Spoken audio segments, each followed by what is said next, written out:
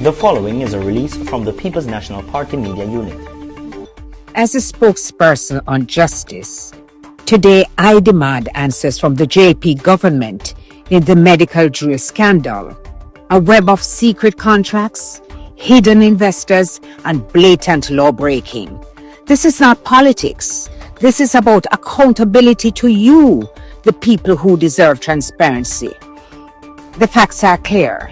Meditech, a company tied to a JP MP, is violating the Companies Act they themselves passed to avoid global blacklisting.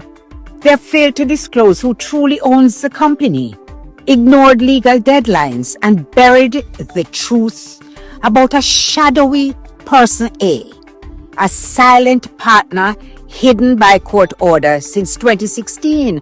Who is person A? What power does he hold over $1 million medical contracts?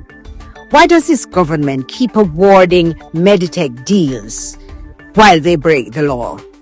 This hypocrisy is staggering.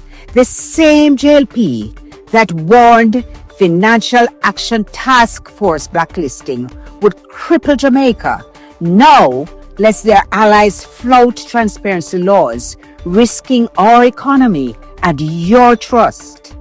The People's National Party demands 3 things now. 1. Enforce the law. 2. Expose Meditech's true owners. 3. Stop all contracts with companies that operate in secrecy. Jamaicans, your taxes fund these deals. You have a right to know who profits. No more shadows.